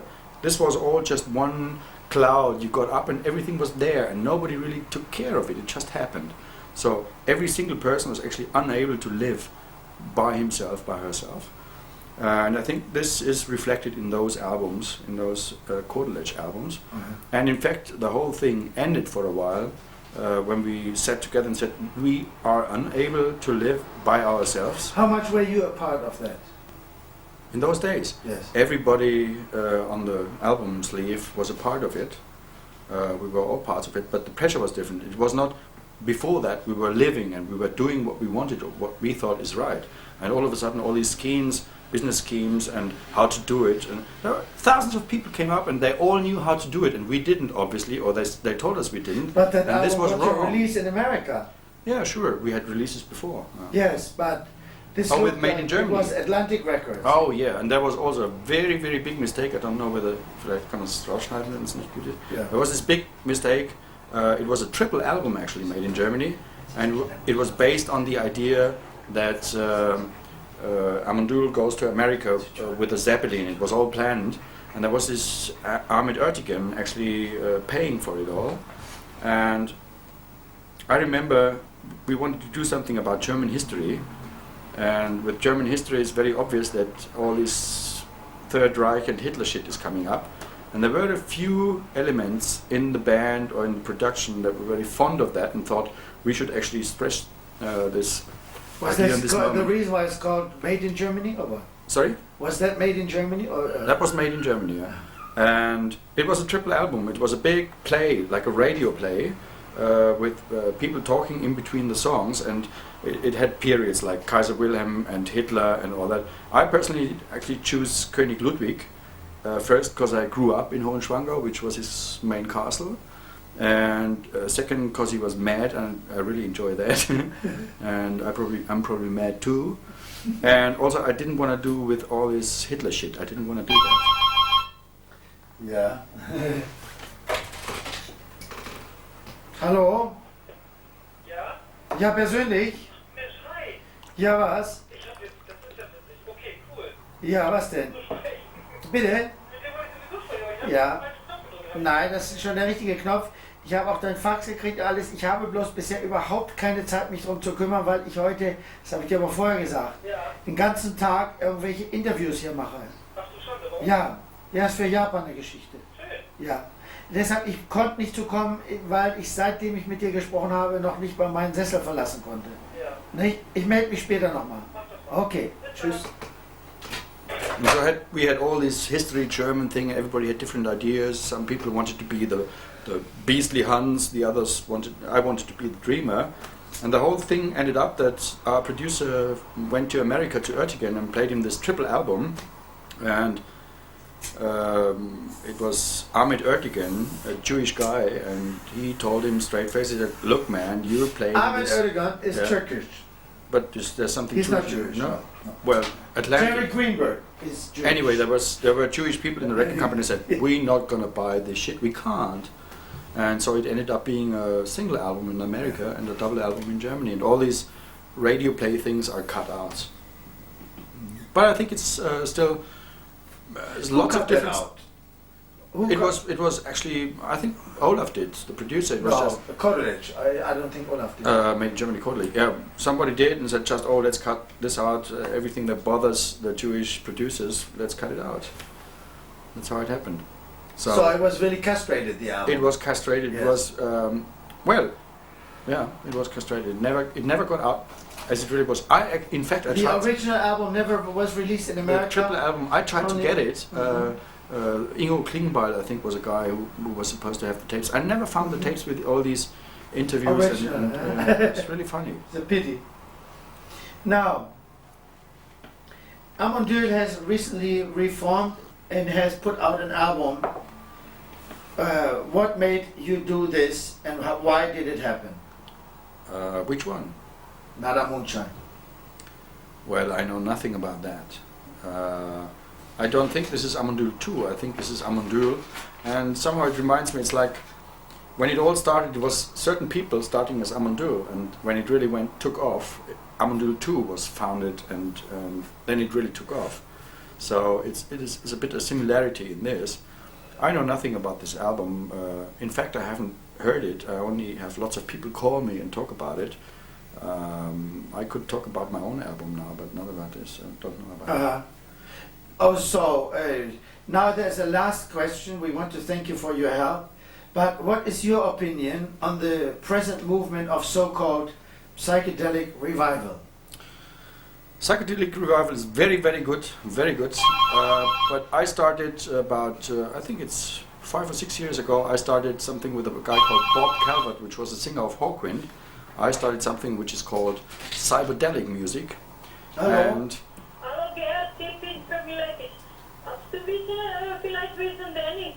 Der ist nicht hier, der müsste zu Hause sein, da bei der Gitti. Ja, bevor wir uns telefonieren, seit 4 Uhr bis jetzt und nichts mehr zu Hause. Da kann ich Ihnen nicht helfen jetzt im Moment. Müsste zu Hause sein, sonst weiß ich nicht, wo er ist. Na, macht er nicht, weißt du warum? Weil ich morgen mir muss bekommen nach München eine neue Park machen. Aha, Und ich weiß nicht, wo jetzt sind die Konsolen. das weiß ich leider auch nicht. Drum habe ich gesagt, ich muss einrufen, PM, kann vielleicht eher morgen warten auf uns, weil ich weiß nicht, wo ist und die Straße. Ist die Gitti denn nicht zu Hause? Na, keine Mensch nicht, das seit 4 Uhr. Ja, dann sind sie vielleicht unterwegs. Ich weiß leider auch nicht, wo die sind. Ja, macht er nichts, ich muss probieren, ob sie vielleicht bei dir, aber macht er nichts. Okay, Okay, alles klar. Wiederschauen. Dennis Mutter. Psychedelic music waren wir stehen geblieben. Psychedelic Revival. Psychedelic revival, great. I think we're in some space since the Beatles. I think we haven't had anything new really. Everything is going in. It's involving, not evolving, but involving. And this is just a cycle closing at the moment. It's a psychedelic thing, and it'll come back. It was good. People will definitely identify with it. I think it's a good move. It's not so druggy and not so conscious this time. When we had the psychedelic movement, it was not about taking drugs and getting blasted. It was about finding a way out of here, of all this dreadful stuff. We will see what the new psychedelic movement will be about. But as I mentioned, years ago I started this psychedelic movement with Bob Calvert, who unfortunately died before we could finish the album. So I'm still working on this psychedelic thing, and we're having a new branch called psychonetic music. Psychonetic music. That's my latest invention. Now, we are coming to the end of this. Thank you very much. Very Is sorry there about something that. you can say to your friends and fans in Japan? Oh, we all love you. You're so far away, and we would love to come to you and see you. Toyota. Maybe we're all driving Toyotas, and we're all playing Yamaha guitars and Roland keyboards, and maybe one day you give us a ring and say, come over and play for us, and we'll be there. Sony Music, nicht vergessen. Oh, Mitsubishi. yes, Sony Music will do it. Yeah. Who's paying for that? Ja. Sehr schön. And in the end, I give you a very big smile. Love. Moment. Oh, das nehmen wir noch mal etwas näher, bitte. How long do I have to do that? Was? So. Und jetzt? Oh, das ist ja wunderbar. Das wirst du gleich sehen. Ich zeig's dir jetzt gleich nochmal. And I have Das no ist message on wunderbar. my T-shirt because I have no sponsor. Hä? Ja, wunderbar. Du, the all gives me the hassle, man, you know. Why? Ja, weil du bist irgendwie nervlich am stärksten. Oder so. Der Stärkste. Was meinst du? Weil du bist der Einzige, der das nervlich noch verträgt. Ja, anscheinend. Scheinbar. Das sind die da reinlassen. Das funktioniert doch. Also. Gut. Ja. Renate hat schon was auf Japanisch gesagt vorhin. Was, Renate? Konnichiwa. Domo arigato. Moshi moshi. Also den Wein, kannst du dem einen weiterreichen, Peter? Die Inge ein Gläschen. Danke dir. Ach, Renate ist meine Vorgängerin in dieser Kette von... Nein, dein unmittelbarer Vorgänger ist sozusagen im Sonnenuntergangslicht, ist John Weinzierl. Ah ja. Nicht? Und davor Renate und davor Chris. Wussten die alle davon? Nein. Ah ja. Das hat sich so ergeben, dass ich sie alle im Einzelnen gefragt habe, ob sie das kurzfristig machen wollten. Und, so, das Bild ist so sehr gut. Ich versuch gerade, du würdest so sitzen, Peter, nicht? So, ja, ein bisschen, also nach vorne oder... Wie immer, nur weil ich das Bild dann Ja. prinzipiell ungefähr so eingestellt lasse. Now, this is a question here from the Marquee magazine in Japan, and with us is Peter Leopold, the original founding member of Amondur, the band which is also created the Psychedelic Underground in Germany. All this started early in 1967, and we will hear from Peter Leopold his side of the story. There are not too many facts known about this band, Peter. Please tell us when and how this group began to work. I think this group began to work in school, actually. While you were in school? Yeah. Where? Oh, it was in Markt Oberdorf. And it's near Füssen, where the famous castles are. The Ludwig II's Neuschwanstein Yeah, Castle. yeah, right.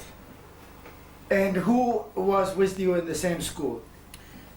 Falk Hognose, John Weinzierl, Chris Kara,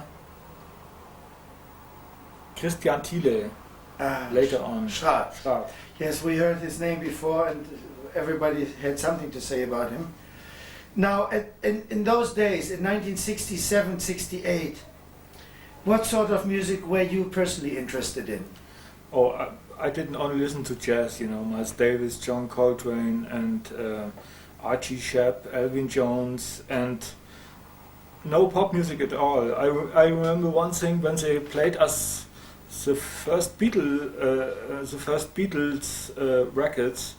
They had to really pick them on our chairs, you know, that we listened all these 3 minutes to that stuff, you know. Uh-huh. So, were you making music already in those days? Yes. Playing drums? Yeah, I played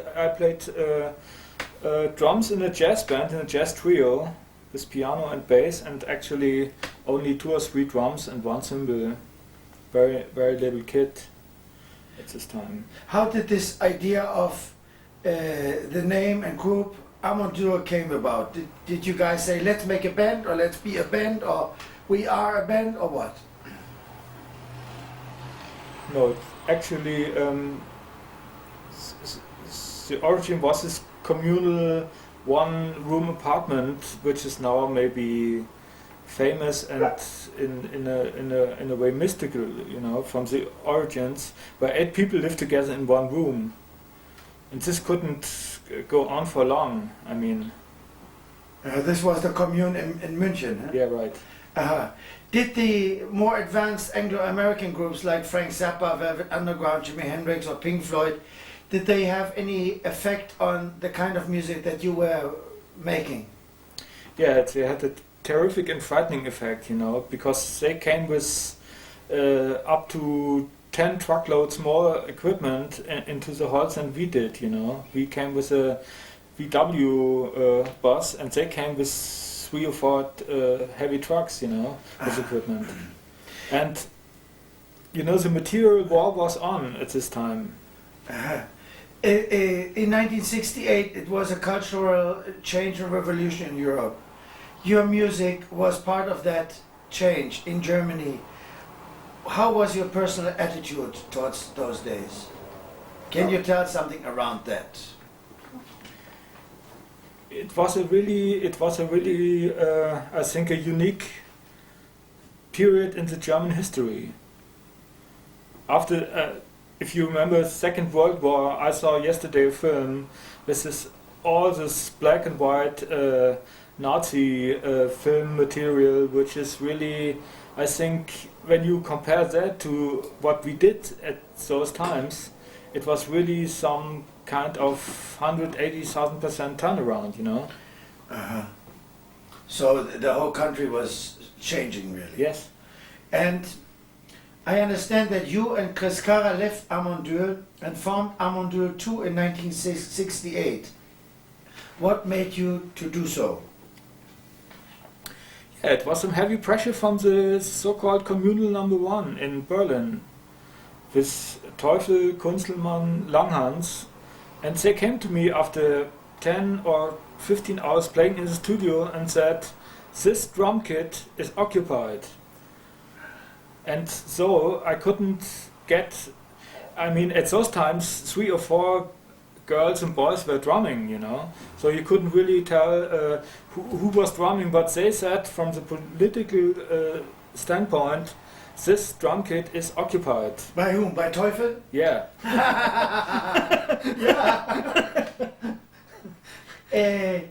So it is also said that other members went into a political action more than Amondur 2 was a musical thing. Yes, I mean, after the political experience in Berlin, it was really, I really felt homeless there, you know, because no really acceptable and basic musicianship was there at this time, you know. And maybe in Amondur 2, my old comrades and old colleagues were all in there, and I changed, you know. I mean, after being thrown out from the communal 1, I changed. But were you, as a person, a political person too? Yes. Yeah. The first album, Psychedelic... More than ever today, you know. I mean, more than ever today. You mean in those days you were more politically active? Yes, but only with the group today. I think I'm in my anarchistic ways, you know, alone, but I'm really happy with it, you know. I think drummers should all be anarchists, you know. Yeah. Now, from your point of view as an ex-member, do you think about this Psychedelic Underground? It was a most typical album for what Amondur was, or wasn't it? Which one? Psychedelic Underground. Er sagt ja, I think the first album, Psychedelic Underground, shows the band most typically. From your point of view as an ex-member, how do you think, or what do you think of this album? I think it was a compilation of the tapes we all recorded in those very long sessions in Berlin. You know, and Hansa and Meisel and those people at those times, they really compiled the stuff and put it together like they heard it. You know, we didn't have anything to do with the record presentation which was on it. I mean, we played hours of music and they really cut it together. Willst du eben schnell ein Stückchen trinken zwischendurch? So Ja. kann man ja ruhig mal, das kann man ja schneiden. Ja. Genau, kein Schnitt, ja. Klar ist aber bei dir alles klar? War euch alles okay? Nur weil man weiß nie, wie der Hund es rumst nicht. Weiß nicht. Nein, und sie bellt auch nicht und er bellt auch nicht. Gut, alles klar. Now I feel that Amondur 2 is much more imaginative and filled with much more musical ideas than the original band Amondur. The title tune of the first album, Follows Thee, shows the direction which the band was intending to take. Since when have you gotten the idea to do this kind of style, and how did this idea come? I think the original Amondur 2 idea is the beginning of the old Amondur stuff with 3 musicians, you know, 3 and 4 musicians without any sidemen. I mean,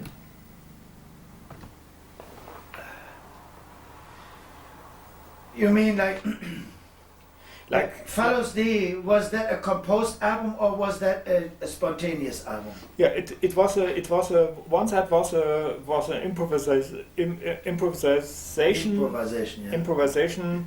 One side was 3 or 4 shorter improvisations with text and lyrics on it, you know. I mean, arranged. Like, was there a basic idea behind the making of this album? And who was taking the leading role in the musical direction?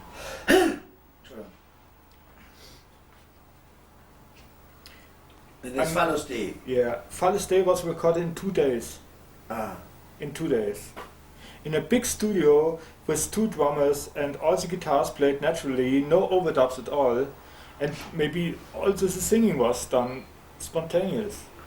That's what the other guy said to that. It was no multi-track recording in those days. No. It was just. It was in 2 or 4 tracks. Yeah.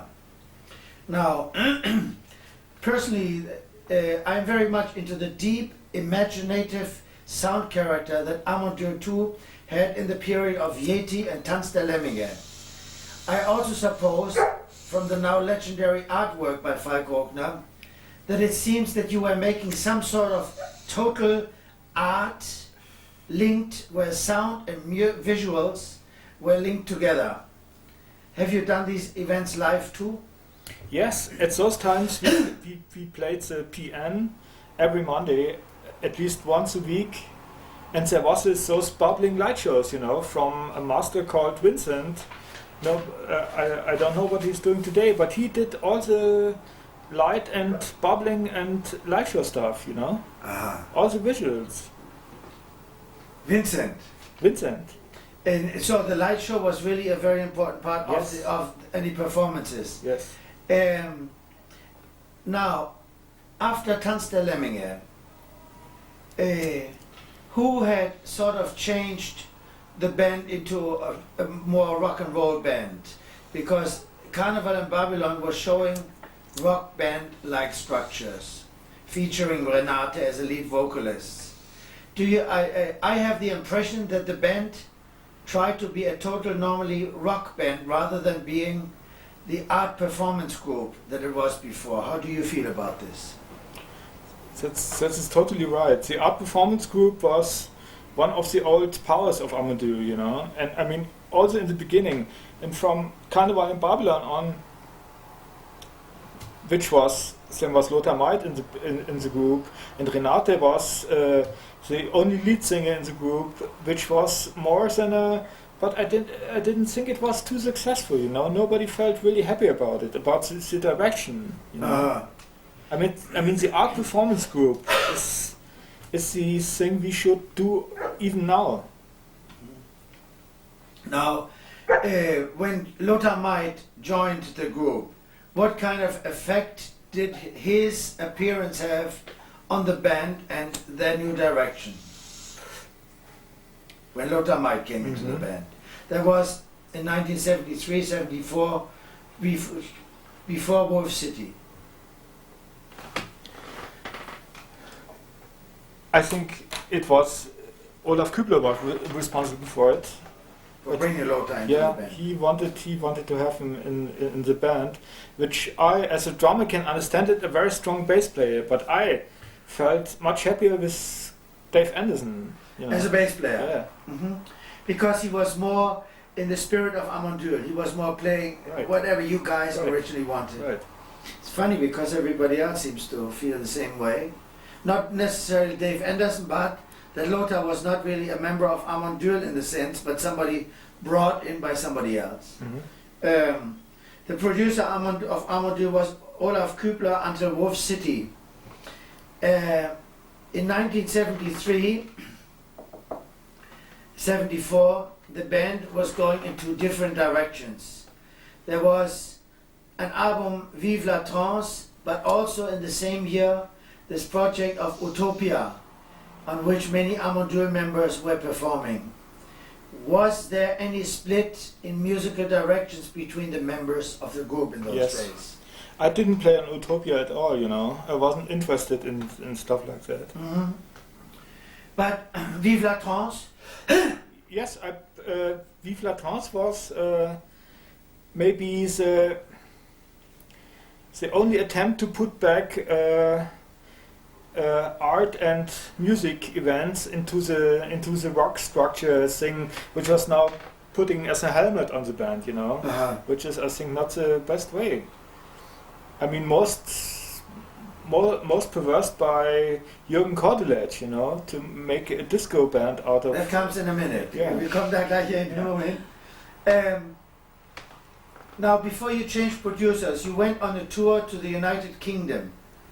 How did this tour affect you personally? Life in London, wahrscheinlich. Oh, well, England is a great country for musicians, you know. I mean, I really like to play there. But the circumstances weren't so good, you know, because we weren't really a scene of this hard and heavy business structure you have in the music business in England, you know. Also from the concert side, from the gig side, from the touring side, you know.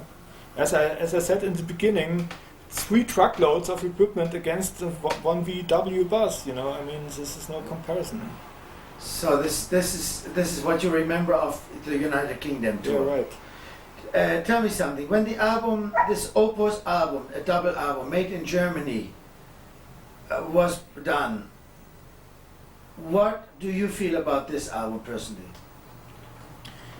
I think it was one of the better attempts of Jürgen Kordelet, you know. I mean, Made in Germany was, as a concept album, really the American Jews in the industry, they didn't want to bring it out at all, you know. The Jews in America? Yeah, right. Why? Because it said Made in Germany, or of the contents that were on the album? I think that it was not endurable for them to think a German band with like, you know, I think this Nazi thing for them was too near, you know. And they didn't want to have any success with a German band with those kind of material in America. Who was the leader in the band during the period of Pyragonie till Vortex? And in what direction did the band intend to go? Pyragonie was over-recorded by bass, you know, the whole album was ruined completely. By who? By the engineer, in Studio 70. Aha. That's because he had one bass channel open, and we couldn't find it out what was all the whole record. Oh my God. Yeah. That was pure agony. And Vortex? I wasn't on Vortex. Vortex was a really Schwanengesang, Abgesang, I would say. For me, it's the worst album I ever heard from a Amadou band. You know? Interesting. Yeah. Now, Amadou has been reformed. What made you guys do this, and how did it happen that you reformed?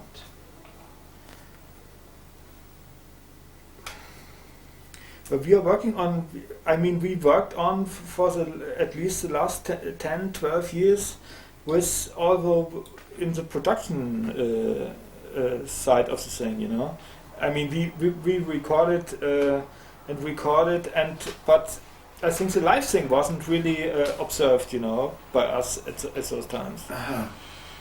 So, in other words, you mean you want to go back on the road? Yes. And this new album, do you have a favorite track on there? Yes. Which is? It's Germanistan. Germanistan. Okay. Again, made in Germany. One last question. Yeah, but from a present point of view. Sorry. Can I say something about Germanistan? Yes. The original title was Mujahideen. Mujahideen. Yeah, and it was not Germanistan, it was Afghanistan. Afghanistan. But the music... As we smoke here. Oh, is this where it says, is that the part? Das ist Richard Tauber. Yeah. Yeah, das ist Richard Tauber. Yeah. Oh, yeah, nice. So, it was really a different word used for it, right? Afghanistan, Germanistan, yeah.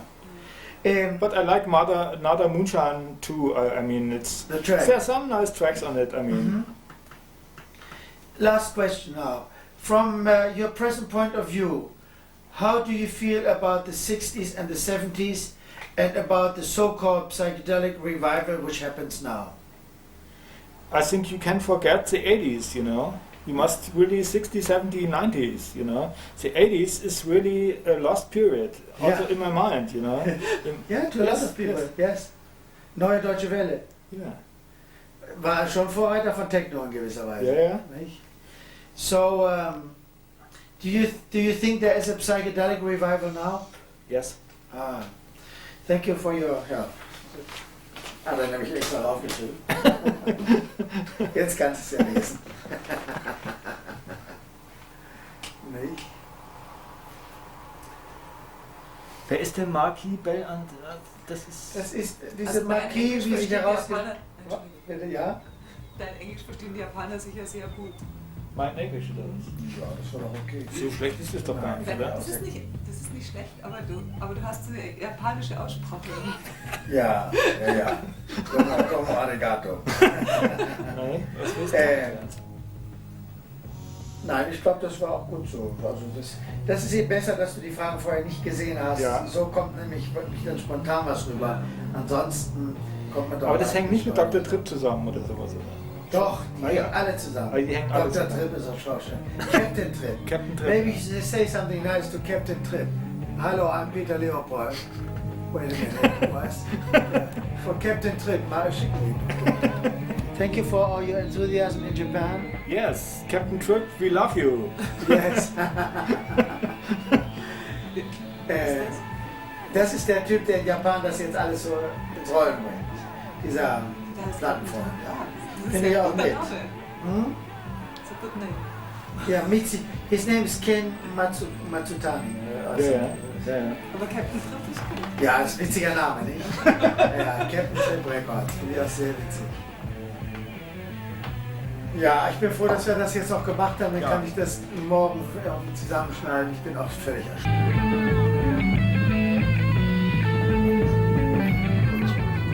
Möchtest du auch noch mal ein bisschen was hier? Oh, den Japanern was sagen? Möchtest du den Japanern was This sagen? is Peter Leopold's daughter, Clarissa. Hi, Clarissa. We must speak English with these people. Why? You speak English? No. No. Of course you do. Oh, but my dog speaks English, nicht, Uncle?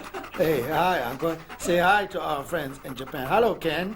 Say hi. Sag mal jetzt, Uncle. Sag mal. Yeah? Uncle. Hm? Guck ihn mal. Ja. Was denn? Ja, ja. Der spielt gar nicht. Guck ihn mal. Ja. Du darfst immer beißen, gell? Ich kenne euch Hunde doch. Ich kenne euch Hunde. Ja. Immer beißen. Ich muss ihn auch kurz mit runternehmen, den Hund. Ich lade euch gerne ein, die Flasche zu Hause zu Ende zu trinken, wenn ihr möchtet. Peter, darf ich das? Ach, die schaffen wir doch jetzt noch, oder? Schaffst du nicht mehr? Was? Dann kannst du gerne machen. Darf ich noch mal ganz kurz auf die Galerie hoch mal schauen? Was? Ja. Moment, Uncle, bitte. Ja, ich bin jetzt nicht Bitte, hochgegangen. mein Hündchen. Kommt hier, kommt. Warte, Moment.